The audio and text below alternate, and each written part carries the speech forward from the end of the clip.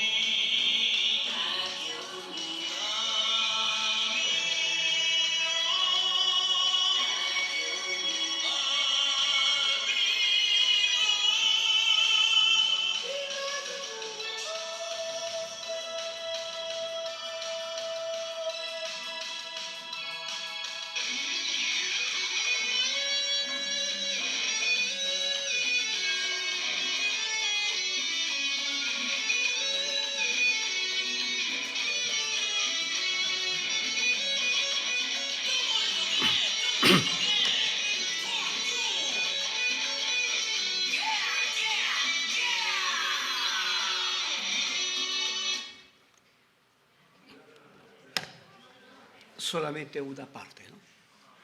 Empiezo con la ponencia. Abelardo Gutiérrez Tongo es el único cantante y compositor de la música tropical de su generación que intentó trascender del espacio social y cultural de la música chicha, centrado en los barrios de Lima, hacia otras zonas de la capital. En ese intento de ir más allá de esa suerte de gueto social, lo hizo en condición de subordinación frente a lo hegemónico de la sociedad mayor, Lima, que vio en él no a un igual, sino a alguien que tenía marcas sociales y culturales en condición de desigualdad. Lo veían como un ser raro, útil para su divertimento, como un ser entre ridículo y gracioso. De ese modo, Tongo se convirtió en el centro de burlas de todos ellos. Se mofaban de él tanto por su contextura de persona obesa, por lo estrafalario, entre comillas, y brillantez de su vestimenta, como decían, como por sus ocurrencias de alguien que en ocasiones se esforzaba por ser gracioso. Él parecía saber que ese era el camino que debía recorrer para visibilizarse en la sociedad mayor. En ese cometido se produjo un doble mecanismo, un uso instrumental mutuo. Ellos de él como un bufón y Tongo de ellos en tanto utilizaba esos medios para ampliar su cobertura hacia otros espacios de Lima.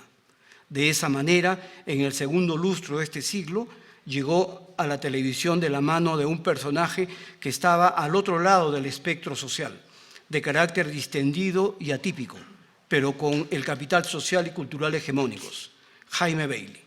Desde ahí, su imagen de gracioso, carismático y sin temor de hacer el ridículo se extendió más allá de los barrios populares, pero sin dejar de ser considerado un personaje bufonesco. Tongo empezó su carrera artística muy joven. Vivió en el Cerro San Cosme del distrito de La Victoria, un lugar en el que había vivido también Lorenzo Palacios Chacalón. A lo largo de su vida ha pasado por varios periodos en el que compuso y cantó temas referidos a su contexto de dificultades económicas y carencias. Temas como Navidad de un preso, El hijo de nadie, El canillita, Cholita. Sin embargo, se hizo conocido más allá de los barrios por dos temas, La pituca en inglés y Sufre peruano sufre. Pero lo que llamó más la atención y generó controversias fueron las apropiaciones que hizo de otros géneros musicales, temas emblemáticos de los Beatles y de aquellos que en su tiempo adquirieron mayor sintonía, como Justin Bieber o del brasileño Michel Teló. Canciones que tuvieron un gran impacto de sintonía global. A partir de ahí hizo otras incursiones musicales y audiovisuales que ha tenido diferentes respuestas a cada una de sus producciones. En esta ponencia quisiera intentar dar algunas reflexiones sobre estas producciones, sobre estos hechos. De los barrios a la sociedad mayor o la ambivalencia de lo hegemónico. Tongo, en ese uso instrumental mutuo, usó el espacio concedido para hacer reír al público, mofarse de él mismo y a su vez mostrar su propia creación y hacer conocer su música a un público que muchos no sabían de su existencia. Este hecho y su caso habría que verlo dentro de una perspectiva diacrónica, más amplia, de cómo lo popular se ha ido insertando en otros espacios, no solo físicos, sino también simbólico de la sociedad mayor. Es como decir, ahora van por los aspectos simbólicos de los otros sectores sociales considerados de gran valor, de los cuales ellos también tienen derecho de disfrutar desde sus propios capitales sociales y culturales.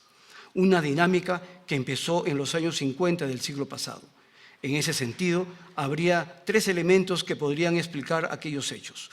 Uno, de carácter social, la omnipresencia de lo popular que ha ido invadiendo no solo Lima, también los más media, donde él fue parte de ese contexto.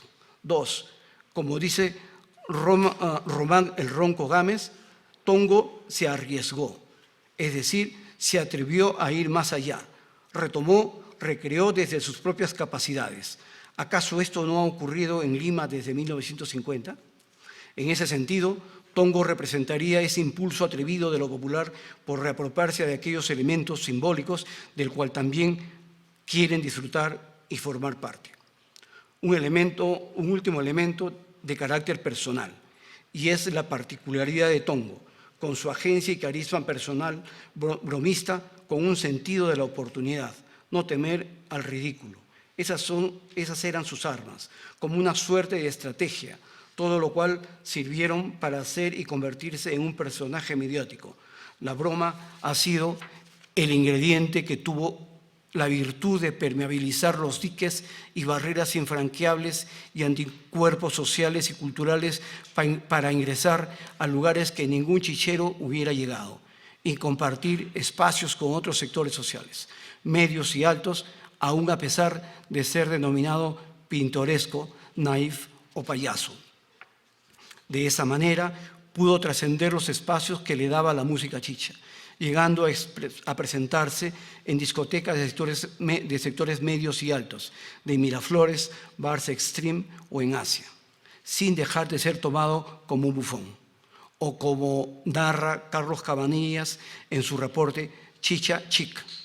Los pitucos se burlan de él, señoreándolo, diciéndole señor Tongo, en lugar de señor Abelardo Gutiérrez, o simplemente Tongo.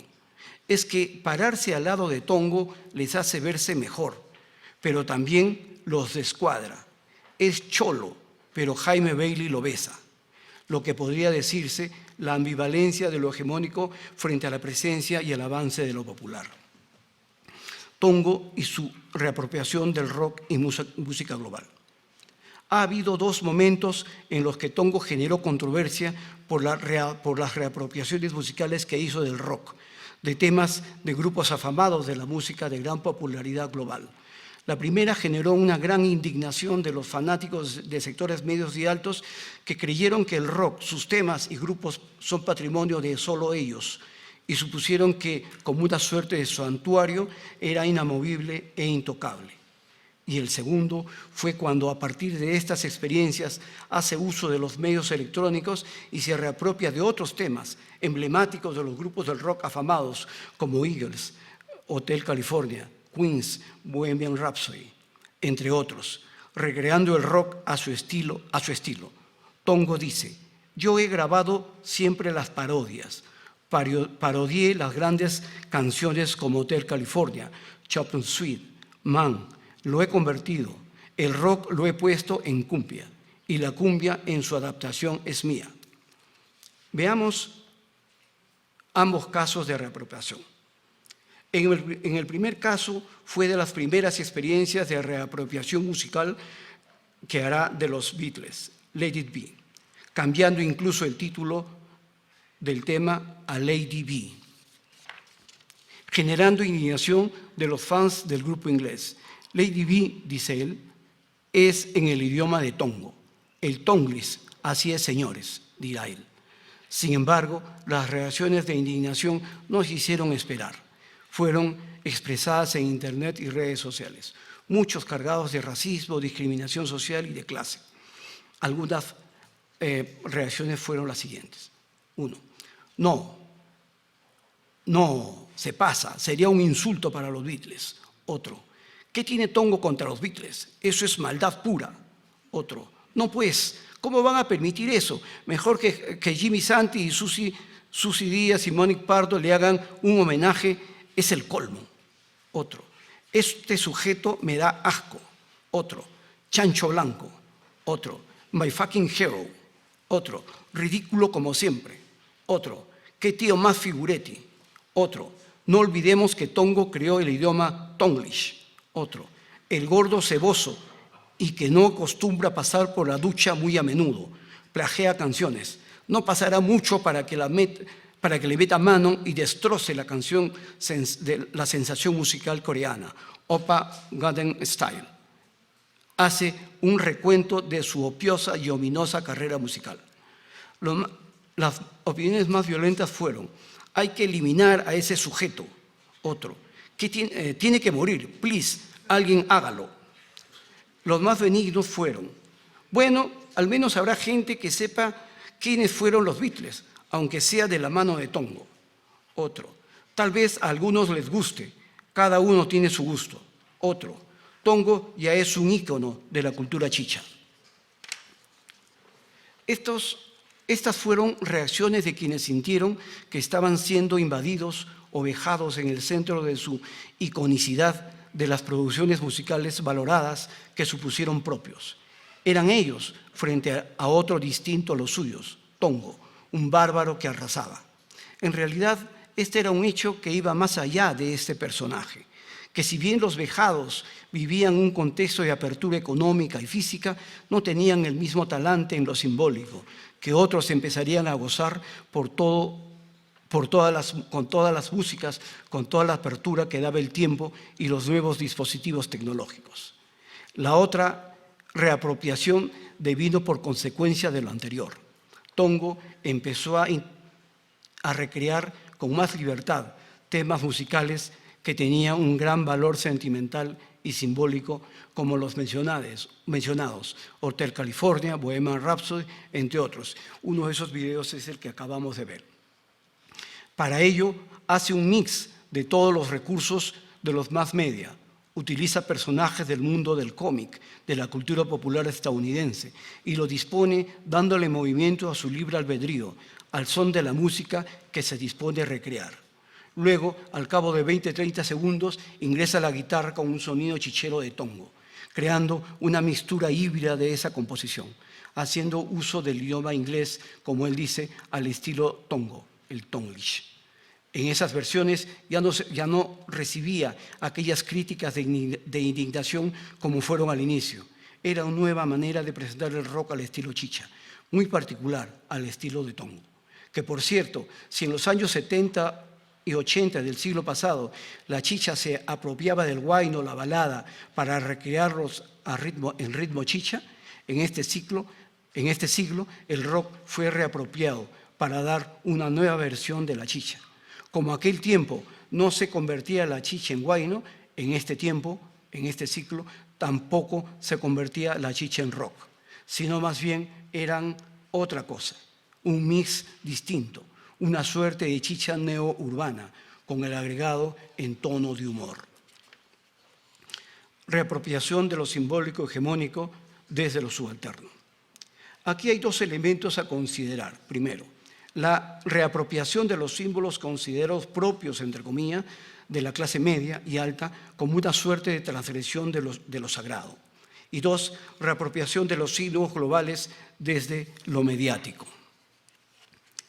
Sobre estos puntos me gustaría resaltar algunas ideas que podrían explicar estos hechos dentro del proceso de cambios que se vivió desde inicios de este siglo. Uno, lo popular y la tecnología.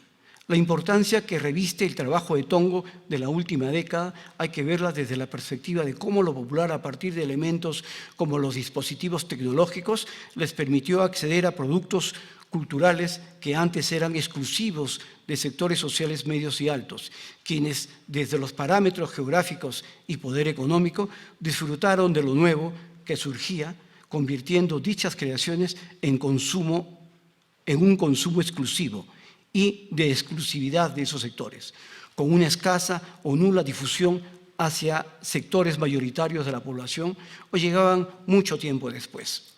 De ahí que los nuevos canales tecnológicos permitieron esa suerte de reapropiación de lo social y cultural hegemónicos desde la vertiente popular, desde el campo que Abelardo Gutiérrez dominaba, lo musical.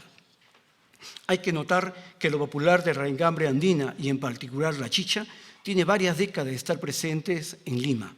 En todos esos años ha incursionado en la ciudad en varios momentos, generando grandes impactos en la capital y en todo el país. Entonces, en el caso de Tongo y la reapropiación musical que hizo, es un paso más que se empezó a dar desde inicios de este siglo, impulsado por todo el contexto global y tecnológico que se vive. Lo importante aquí es ver cómo desde lo popular, si antes se tomaba la ciudad a través de las invasiones, actualmente, pasado aquel proceso, se empieza a tomar aquellos temas musicales como un hecho simbólico que los sectores medios y altos también disfrutan. No porque ellos quisieran transgredir en el sentido ahora lo friego, sino más bien con el ánimo también de compartir y sentir la valoración que se le da a esos productos culturales, musicales, y compartir los mismos deseos e inquietudes que los otros disfrutan. En esa búsqueda del placer, disfrute y valoración, sin proponérselo, transgreden. Se reapropian para sí y lo resignifican, creando un producto mixturado, fuera de toda catalogación o clasificación, una suerte de música chicha neo-urbana. Otro elemento que ayuda a entender estos hechos es que vivimos dentro de un contexto donde no solo se ha producido el descentramiento social y cultural por la tan mentada globalización, el descentramiento de los espacios hegemónicos, el surgimiento de nuevas formas culturales en todas las áreas territoriales y, al mismo tiempo, de un consumo local de todas las creaciones culturales y musicales. Si antes los límites eran frenados por la geografía, desde inicio de este siglo, esas barreras fueron resquebrajándose por la aparición de dispositivos tecnológicos que permitieron dos cosas: expandir las fronteras vía lo digital, tener acceso a nuevas realidades, ideas y propuestas culturales de todo tipo y un consumo exponencial en todas las direcciones. Como dice Javier Echevarría, la revolución tecnocientífica generada por las tecnologías de la información y la comunicación posibilita 3 nuevos tipos de acciones humanas. 1, acciones a distancia. 2, acciones en red. Y 3, acciones asincrónicas. O como dice Renato Ortiz, la mundialización de la cultura permite reapropiaciones múltiples de reproducciones que llegan a diversos espacios a través de los distintos dispositivos electrónicos. Eso permitió romper o fragmentar barreras sociales y culturales y que todas las reproducciones lleguen a distintos espacios que antes no llegaban. Un elemento adicional por consecuencia de lo anterior es que las personas que vivían y participaban de recursos hegemónicos en el contexto de estos años perdieron la exclusividad que les daba estar en lugares donde circulaba lo nuevo de las creaciones y artefactos culturales, así como la autovaloración y distinción que sentían al poseer dichos productos en exclusividad. Es evidente que dentro de un contexto globalizador y la ubicuidad de lo tecnológico facilitó que todos los sectores sociales puedan acceder a otras fuentes de información. De ahí su resistencia y reacción virulenta cuando otros con distinta sensibilidad versionan con otra creatividad esos mismos productos artísticos y culturales. Lo importante de lo hecho por Tongo es exteriorizar lo que se viene dando en distintas partes de los sectores populares. A manera de conclusión, Abelardo Gutiérrez Tongo es expresión de lo popular en Lima. La idea de Tongo, se atrevió, dicho por Ronca Gámez, es lo que viene haciendo lo popular andino desde los años 50 en Lima hacia adelante. Tongo lo venía haciendo desde este siglo. Por ello, hay que ver su personaje y trabajo desde una perspectiva histórica, donde lo popular ha ido ganando espacios en la ciudad con las herramientas que la sociedad global provee. 2. Las barreras sociales y culturales invisibles e infranqueables se ven resquebrajadas por otros mecanismos que la globalización y los dispositivos tecnológicos proveen para el disfrute, expresión y creación de todos los lugares y espacios de la ciudad y del país. 3. Nada ha sido fácil para lo popular, en especial lo andino y la chicha. Su marcha lenta y constante ha sabido reconfigurarse para ganar espacios en la ciudad. Tongo es una expresión de este siglo. Lamentablemente, su enfermedad lo postró, así como su pronta desaparición. La chicha se venía renovando de esta cantera. Su acercamiento y reapropiación no solo del rock, sino de todos los elementos que la sociedad global y los mass media provee para su propia expresión. 5. Y último. No sabemos si habrá continuidad de esta veta de producción y recreación de lo chicha desde el legado de Tongo, pero sin lugar a dudas, lo chicha, la música chicha, sigue en movimiento.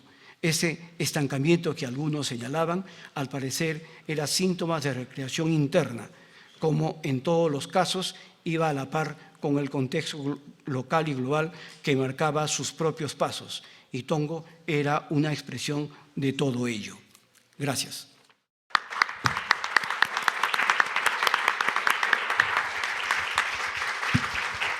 Muchas gracias, Arturo, por la presentación. Al igual que en la primera mesa, vamos a hacer las preguntas después de las 2 ponencias. Entonces paso a presentar a los próximos participantes. Sebastián Galeguillos Vidal, de la Universidad Nacional de Cuyo, en Argentina, y Fabián Tobar Carrasco, de la Pontificia Universidad Católica de Valparaíso, en Chile. Lo que queremos exponer en nuestra ponencia es un fenómeno histórico que se dio en la ciudad de Santiago, que tuvo que ver con el consumo de la música juvenil. En este sentido se conecta un poco con lo de Tongo, ya que la juventud en Chile, que venía del periodo de la dictadura de Augusto Pinochet, en los años 90 intenta buscar espacios de participación que no necesariamente son los espacios políticos. Cuando llega la democracia a Chile, los jóvenes no quieren votar, no tienen el mismo ¿cómo se llama? El mismo ímpetu, la misma convocatoria en las votaciones de presidente. Entonces, la cumbia sound, en este caso, que está influenciada directamente por la chicha del norte, se transforma en un espacio a través de los cuales ellos pueden empezar a manifestarse, y esto se evidencia en conciertos masivos que hubieron en Santiago el año 1997. Y la chicha es marginalidad. Estos grupos fueron discriminados, grupos generalmente conformados por jóvenes de la zona norte de Chile, y el fenómeno fue relegado al término de solamente un fenómeno de masa. Duró unos 5 años, 3 años fuerte, pero el año 2000 desapareció. Algunos dicen por el auge del H. No sé si el H pegó acá, pero el H se comió a la cumbia, al menos en Santiago, ¿ya? La cumbia del norte sigue viva, pero este fenómeno santiaguino, apropiado por los jóvenes marginales de las poblaciones, se esfumó. Así que ahora vamos con mi compañero, él va a hacer la introducción. Muchas gracias. Hola, buenas tardes. Mi nombre es Sebastián, como ya me presentaba mi compañero. Y como decía, en realidad ratificar el trabajo hecho ya anteriormente a través de la música chicha. En realidad nos consideramos bien cumbieros en ese sentido, así que hacemos el trabajo más que un trabajo educacional, es un hobby también. Así que empezamos con el nombre de la ponencia se llama Música, Identidad y Marginalidad en la escena de cumbia sound en la ciudad de Santiago de Chile durante la década de 1990.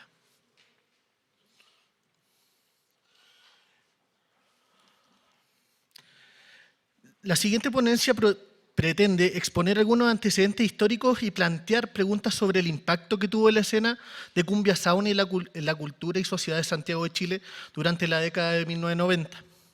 Nuestro principal objetivo de estudio será la juventud y su recepción de la música, planteando como hipótesis preliminar que la cumbia sound representó un espacio de expresión que, además de confrontar valores conservadores de sectores amplios de la sociedad, dio visibilidad y puso en el debate público a las juventudes marginales, tanto de las poblaciones segregadas de los sectores acomodados de la capital, como también a jóvenes de regiones ignorados hasta el momento en el ideal identitario de la nación.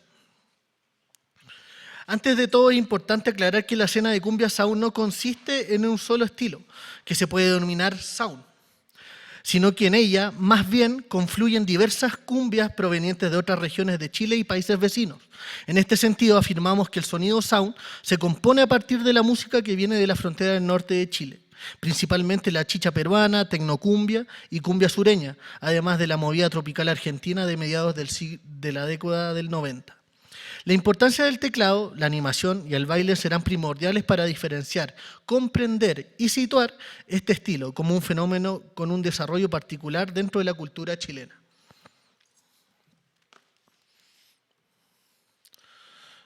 El contexto de Chile de los años 90. Es difícil hacer un análisis de lo que se vive en la sociedad chilena en los 90, época convulsionada con un contexto político caracterizado por el retorno a la democracia y la recuperación de derechos sociales para la ciudadanía. Este tema influye en esta exposición debido a que el auge de la cumbia sound transcurre en un país socialmente convulsionado, con los resabios de una dictadura cruenta. En este contexto, la música se transformó en un método de cohesión en una sociedad que necesitaba homologar gustos, ideas, divertirse y a la vez crear un estilo propio. Casi todas las sociedades que han vivido dictaduras de larga duración, recordemos que en Chile dura casi 18 años, desde 1973 a 1990, están marcadas por un lento proceso de actividades sociales, siendo la década de los 90 donde la sociedad chilena experimentó cambios rotundos influenciados por el proceso de globalización a nivel mundial. Un eslabón importante en toda sociedad de esta época fue la figura de los jóvenes. Estos agentes importantes para la vuelta de la democracia rompieron con los cánones que la dictadura había impuesto hasta ese entonces, quebrando moldes sociales y viendo en el espacio musical un nicho más para experimentar su identidad. Es acá donde la movida Sounds tomó protagonismo, creó un estilo y comenzó a ser adoptada por las audiencias, siendo su acceso masivo y diverso distinto a cómo había acontecido en la dictadura. La cumbia sound comenzó a apoderarse de los jóvenes de la capital, siendo tendencia en las radios y televisión, abriendo espacios que habían sido negados para este sector social en el pasado. La creación de una identidad en toda sociedad es complejo, y más en una sociedad con vaivenes políticos extrapolados, como lo fue la generación de los 90 en Chile. Pero si de algo son capaces las juventudes del mundo, es que éstas tienen la capacidad de resignificar y darle un sentido a lo que ellos consideran importante. Y es acá donde el paradigma, identidad, resignificación y sentido juega un rol importante en la ciudad de Santiago de Chile. El contexto social de los 90. La movida Sound surge como un bastión juvenil, desmarcándose hasta ese entonces de otros movimientos de cumbia tradicional, más conservadora, y también de las personas que hasta ese entonces consumían este tipo de música. La coyuntura social del país dio paso a un movimiento donde los sectores de jóvenes de la sociedad chilena se sintieron convocados y aceptados. La alegría de las canciones, los sonidos frescos, la vestimenta de los músicos y los pasos de baile crearon una atmósfera propia para que los jóvenes de la sociedad chilena se sintieran identificados con el movimiento y fueran consumidores no solo de la música, sino que también de un estilo diferente a lo que se había podido observar hasta ese momento. Los 90 en Chile estuvieron marcados por este estilo musical, significando su trayectoria en un antes y un después de la historia de la sociedad santiaguina. La cumbia, que para ese entonces era un ritmo asociado a lo marginal, pasó con el tiempo a ser consumida por otros sectores sociales, siendo esto algo característico de un fenómeno masivo, propiciado por los medios de comunicación y la radiodifusión.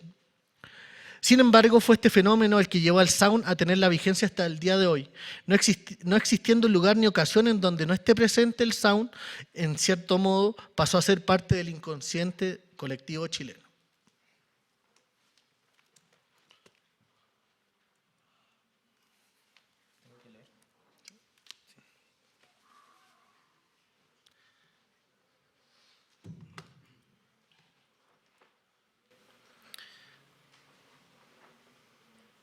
En la década de 1990, Santiago de Chile experimentó un auge en la oferta y difusión de la música popular, cuestión propicia para la masificación de la cumbia.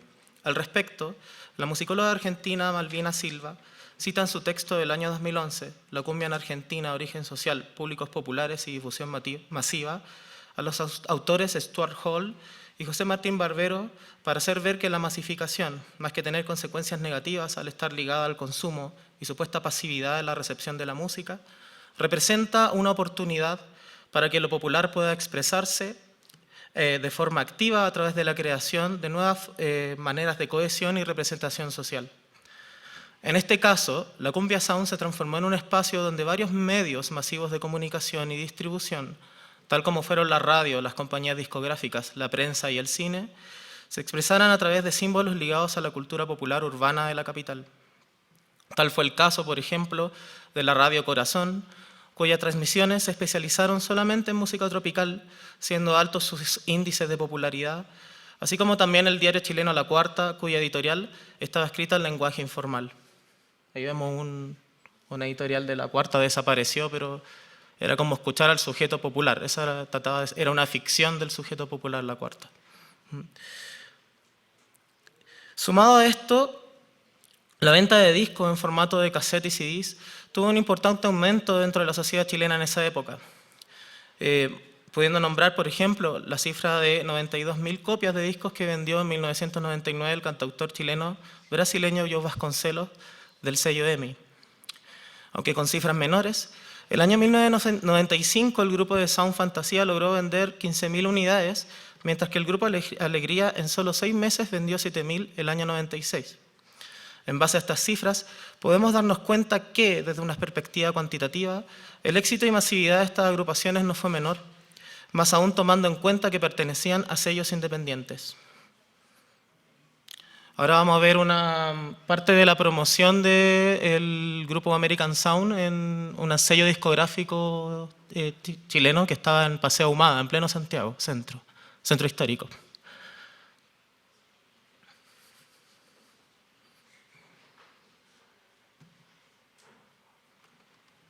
No se reproduce. No. Ya, bueno, seguimos. Después sí podéis sacar.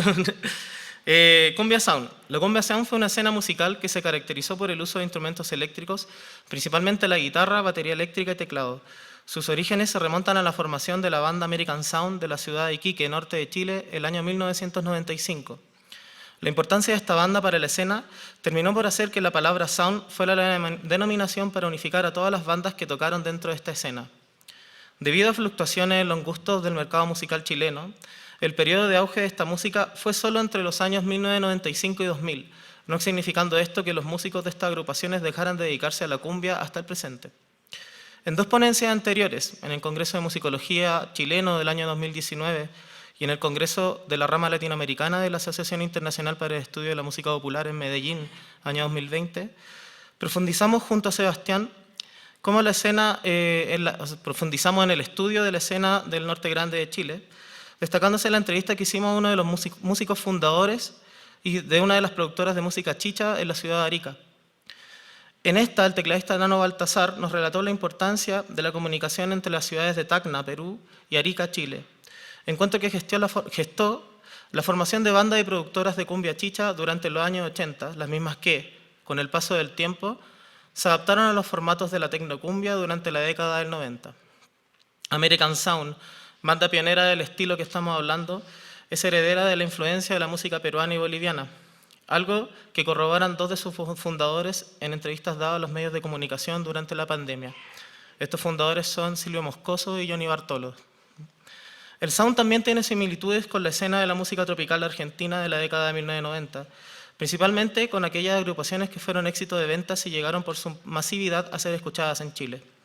Tal como señala el tecladista de American Sound, Johnny Bartolo, gran parte del repertorio que interpretaban los grupos sound en principio era de Argentina, incluyendo algunos de sus éxitos de venta como Haciendo el Amor. ¿Ya? No vamos a poder escuchar Haciendo el Amor porque pero podemos imaginarlo. La predominancia de los... Después voy a poner un ejemplo pequeño así en YouTube, ¿ya? Pero vamos a buscar ese, ¿no? La predominancia de los teclados, pero imagínenselo, es como una tecnocumbia, así cumbia sureña. La predominancia de los teclados y la performance que ellos adoptaron puede apreciarse en agrupaciones como Ráfaga y Amar Azul, siendo estos muy cercanos estéticamente. Sin embargo, y otra vez, como señala la musicóloga Malvina Silva, existe una diferencia entre ambos fenómenos musicales, ya que los grupos de sound no fueron generados por los productores con el fin de desplazar a músicos de provincia, en un intento de blanquear la escena de cumbia, sino más bien son parte de un proceso en que los productores lograron aprovechar el potencial musical de los jóvenes de la escena musical del norte, sin negar sus raíces ni apariencia física. Del mismo modo, la letra del ejemplo anteriormente mencionado, Haciendo el Amor, da cuenta sobre el contenido sexual que tenían algunas canciones, cuestión rupturista dentro del imaginario conservador de la sociedad chilena post-dictadura. En este sentido, las letras de los grupos sound no solamente hablaban de amor y desamor, sino también sobre el consumo de alcohol, por ejemplo, la canción Mujeres y Cerveza, y temas sexuales que hasta entonces eran tabú en la sociedad chilena. Por último, también existe una diferencia esencial que radica en el origen popular de los músicos del sound, cuestión que contribuyó a la identificación que tuvieron los jóvenes de sectores marginales de Santiago con estos músicos. Esta característica, sin embargo, también se transformó en un estigma y discriminación hacia los músicos y audiencias de este estilo musical. Análisis de la performance y de la música. El sonido del sound se caracteriza por el uso de instrumentos eléctricos, siendo de mayor importancia y protagonismo la batería y el teclado. La forma en que adquieren y se familiarizan con estos instrumentos tiene su origen en el estatus de la zona franca que tiene Iquique, la cual se encuentra exenta de impuestos y por lo tanto es más fácil adquirir instrumentos y tecnología.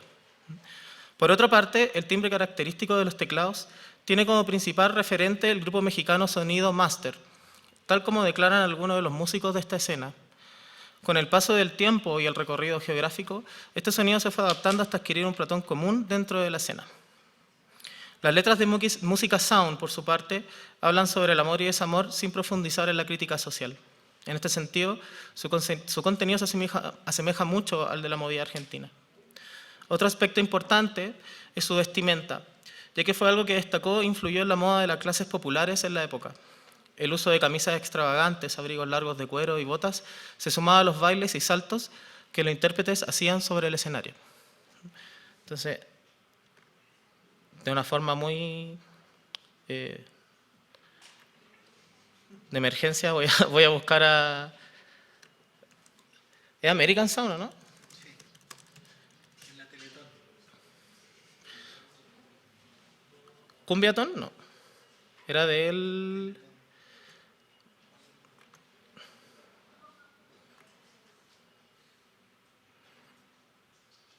Este, ¿cierto?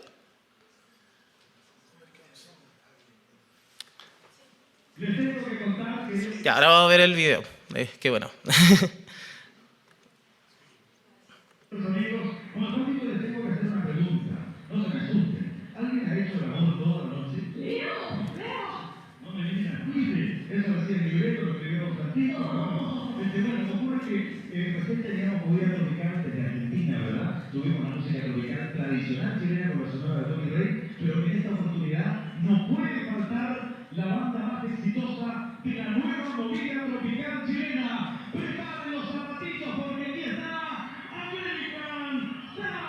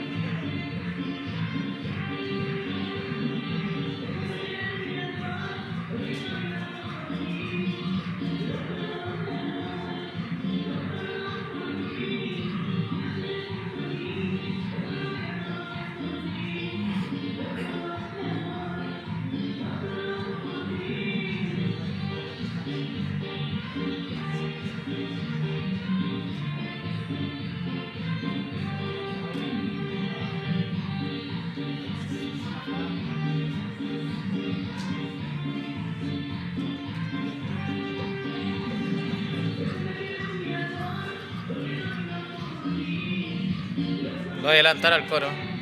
Al coro, ¿no?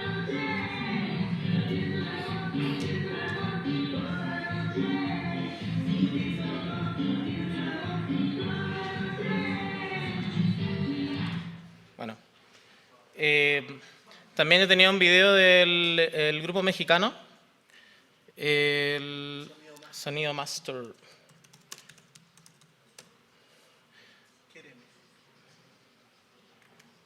Gracias, Seba.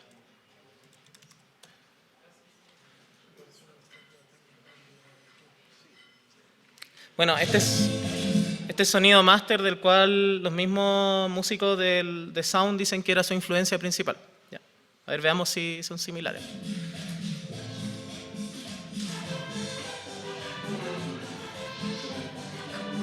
Ellos son de México.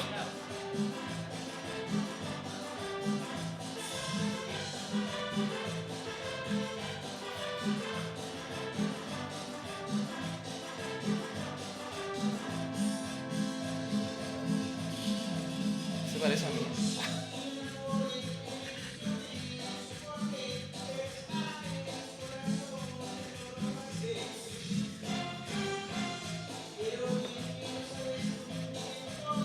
Bueno, el sonido del teclado al menos es un poquito calcado de esto.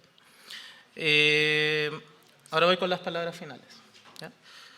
Se ha expuesto en esta ponencia que la escena de cumbia sound en la ciudad de Santiago de Chile respondió a fenómenos sociales ligados a los cambios de pensamiento en ciertos sectores de la población, principalmente jóvenes marginales de la zona urbana. Estos se vieron identificados con jóvenes músicos del norte de Chile, los que, desde un punto de vista étnico, representaron e hicieron visible a los estratos sociales bajos en la esfera pública. Este fenómeno de identificación tomó como herramienta de difusión el mercado musical, siendo este fenómeno de masas quizás el origen del auge de la escena de cumbia en Chile durante las próximas 2 décadas del siglo XXI. A pesar de que esta escena es comparada y homologada con la movida tropical argentina, y si bien estas guardan estrechas relaciones, la influencia de la música peruana y boliviana y también mexicana en su sonoridad, es algo que rinde tributo al largo contacto que las ciudades del norte grande de Chile han tenido con las culturas de sus países vecinos. La cumbia chilena, en este sentido, forma parte de un circuito andino transnacional que exige que futuros estudios incorporen dentro de sus definiciones horizontes que excedan los límites geográficos y políticos impuestos por los estados a cada sociedad y cultura americana. Esperamos que a futuro se pueda profundizar aún más en los aspectos musicales que caracterizaron a este movimiento, así como también se pueda trabajar con mayor profundidad esta escena dentro de los estudios académicos. Destacamos este punto ya que, a pesar de que el sound está arraigado en la memoria musical de la cumbia chilena, no se ha incorporado dentro del ámbito musicológico, así como tampoco existen fuentes de época digitalizadas que faciliten su acceso y estudio. En este sentido, el estudio sobre la década del 90 en Chile parece ser aún un terreno a explorar, siendo las relaciones intertextuales entre diversos estilos y escenas algo que se debe tomar en cuenta al momento de estudiar y reflexionar sobre el auge de la industria musical chilena y consumo musical juvenil durante esta década. Y para finalizar, ¿puedo mostrar un fragmento de un video? ¿Me ayuda Seba o no? Era Randy Basso, ¿no? Sí. Hay un bajista peruano que me gusta mucho, que se contactó con uno de los bajistas del grupo Alegría e hizo como una versión actual del sonido sound. Así que quería ponerlo como porque me deleita mucho este video. Yeah. Sí.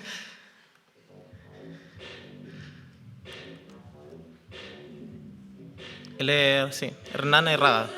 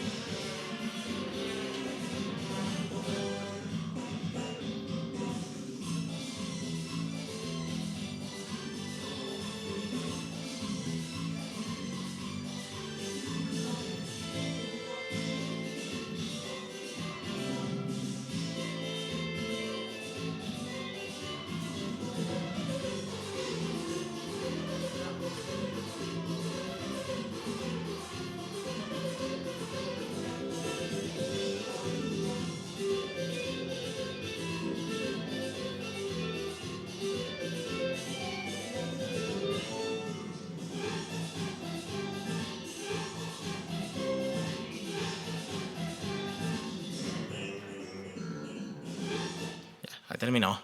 Bueno, muchas gracias.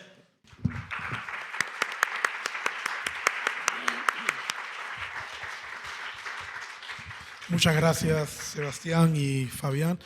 Hemos perdido bastante tiempo por los problemas técnicos, pero no podemos dejar de considerar algunas preguntas.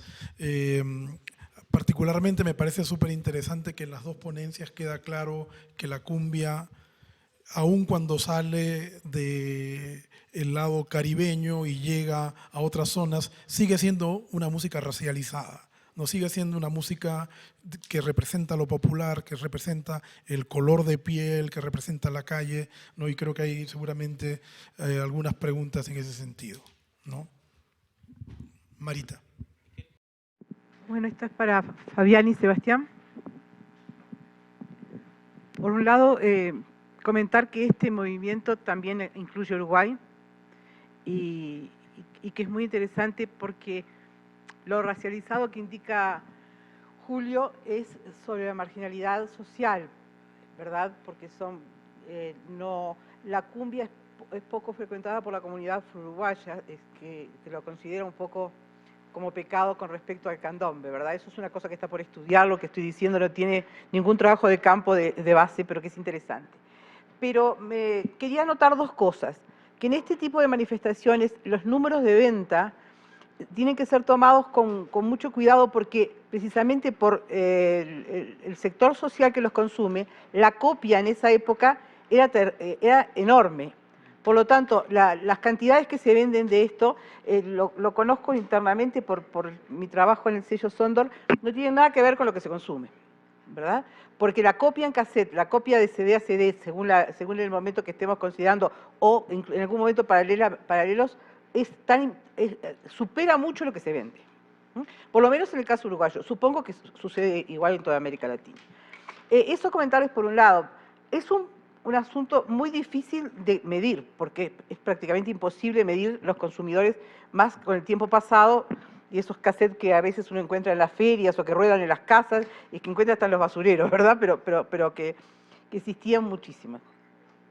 Y el segundo punto es que me llamó mucho la atención, es como, comentar la semejanza iconográfica en las carátulas con respecto a las de Uruguay. Yo no he estudiado las de Argentina. Pero para Uruguay, hace tiempo que yo estoy estudiando las carátulas de long plays y en adelante, CD, cassette y CD. Y en el sello Sondor, que es el primer sello de Uruguay, que fue el que publicó música tropical, el más importante que publicó música tropical en Uruguay, hay unas cajas maravillosas guardadas que son todos los recortes de cómo se armaban las carátulas antes de que existieran todas las posibilidades digitales de eso. Entonces, todo como armaban las carátulas fue guardado en unas enormes cajas que me están esperando hace años y que he sacado algunas muestras, pero que está todo, y después cuando se usaba el word art en las primeras computadoras, etc. O sea, para mencionarles que hay unas cosas, hay una cantidad de puntos que estudiar además del sonido, y que pasa lo mismo, yo no sé en Argentina, además de lo de Malvina Silva, pero en Uruguay la academia nunca se ocupó de este tema. Bueno, yo voy a responder el tema de lo que decías sobre los consumidores y la venta de los cassettes en ese tiempo. En la entrevista Silvio Moscoso, que es uno de los artífices de American Sound, habla de que la copia a ellos les sirvió mucho porque ese hecho de la copia fue la que lo hizo famoso y lo que lo hizo llegar a los distintos estratos sociales. Era impresionante el consumo de cumbia en Chile en ese tiempo, y él agradece en cierto modo a modo de risa también, porque claramente las discográficas o los sellos en ese tiempo perdían plata con el tema de las copias, pero a ellos les sirvió mucho porque se hicieron conocidos y obviamente la gente empezó a consumir mucho más cumbia de lo que ya se consumía en ese tiempo. Sí, o sea, bueno, eso tiene que ver con que la escena del norte de Chile se toca mucho, o sea, es una escena muy viva porque lo hablamos con Franco, se toca en matrimonios, se toca en bautizos, cumbia, y está también relacionado con la cultura indígena, con la cultura aymara, con la fiesta aymara. Entonces, evidentemente ellos ven el trabajo de la cumbia, o sea, la cumbia es un trabajo. Después se inserta dentro del tema del marketing, de las productoras, cuando llega a Santiago. Bueno, Lescano, Pablo Lescano, él siempre habla de que para él dejaba que copiaran, él le pasaba a los piratas directamente, pero ahí está como la figura del boicot también, que se sabe que existe la piratería, pero se intenta boicotear. Sí. Lo último que quiero decir es que al menos yo pongo las cifras, porque en esta época también hay que evidenciar que hay un discurso de las ventas, como que los sellos discográficos, antes de la caída de las ventas del CD y del cassette, le dan como tribuna a ciertos grupos por sobre otros por la cantidad de ventas que hacen. Entonces hay un video que el productor o el manager o alguien de la discográfica dice, bueno, acá están los niños que han logrado vender no sé cuántas copias, y en base a eso le dan un espacio. Entonces creo que igual son dos esferas a tomar en cuenta, o sea, lo que no está dentro de los papeles oficiales, pero también estas cifras que en el caso de la música popular americana, igual es bueno de repente observar. Por eso ahí pongo lo de Joe Vasconcelos, porque justo el 99 es un artista chileno el que vende más discos en DMI, Odeon. Y justo el 99 está el auge del sound. Entonces el público chileno estaba consumiendo, comprando al menos, tanto forma pirata como original, cassette y disco. Yo recalcar igual el tema desde la antropología, el tema también de la marginalidad. O sea, la copia hace que la cumbia sea aún mucho, entre comillas, más marginal. O sea, que el consumo de la gente pobre, que en realidad en los años 90 para Chile era una década de transición de la democracia, una democracia quizás a lo mejor desde mi punto de vista falsa, podría ser porque hay un vaivén político más o menos, el proceso de esto hace más marginal la cumbia, que es lo que creo que es el componente principal que tiene el sound y que tiene la cumbia en Latinoamérica en realidad. Ok, mi pregunta va con respecto a la ponencia de Tongo. Podemos ver en sus videoclips y sobre todo en sus videoclips una especie de sensibilidad artística tanto a dos cosas principalmente. Por un lado hacia el humor, que se nota mucho la sátira y estas parodias que hace. Y por otro lado también noto otro factor que es parecido al art brut, que es el sacar de contexto digamos, ideas preconcebidas del arte. Es decir, ellos llegan con esta nueva tecnología, lo podemos ver mucho en el videoclip, por ejemplo, y cómo el planeta que está con una bomba, etcétera, llega esta tecnología y ellos no tienen ideas preconcebidas de cómo es usada, cómo se tiene que poder. También lo vemos en otros videoclips, como los de Wendy Zulka, los de La Tigresa del Oriente. Entonces, más que nada es una apreciación a cómo se percibe más esta sensibilidad artística al uso de estos materiales, más allá de la sátira, más allá de que lo hacen para verse feos, sino también porque es la primera cercanía que se tiene a estos medios, que son nuevos debido a la llegada de la tecnología, como se dijo. Ahí hay que tomar en cuenta sobre que ellos también son parte del gran grupo humano que consume diversos formatos, diversas producciones de todo tipo. Y cuando hace una mezcla, uno dice, ¿y esto qué cosa es? Te mezcla lo extraterrestre, te mezcla imágenes digamos, de lo popular estadounidense. O sea, hay una mezcla, digamos, casi disparatada. Hay que poner porque ellos consumen eso. Pero no solo ellos, todos consumimos eso. Lo que pasa es que él forma parte de una sensibilidad que lo coloca. Él no está pensando que eso es malo o es bueno. Simplemente sirve bajo su propia sensibilidad, bajo sus propias maneras de crear y producir. Ahí la idea de lo malo y lo bueno no entra. La sátira viene cuando las demás personas ven eso y ven que no cumple con las ideas preconcebidas de la cultura en sí. A mí me parece que lo que quiere decir usted es que hay una lectura racializada de la tecnología como blanca, ¿no? Entonces, que todo lo que no es blanco no puede leer la tecnología correctamente, ¿no? Sí, definitivamente va por ahí. O sea, por eso no es considerado, por eso es la burla. Por ejemplo, pero sin embargo tiene un gran impacto. Cuando llega a los medios, ya se convierte, como digo, en la primera parte que es muy criticado, queda ahí. Pero en la segunda, cuando él ya se inserta a los medios como un youtuber, como un creador, ya lo hace con mayor libertad, con todos los instrumentos que le da a los más media. Y lo hace, digamos, sin ningún tipo de, como dices, ninguna idea preconcebida. Simplemente con la idea de jugar, de bromear. Ponle un extraterrestre, ¿no? Ponle al Capitán América.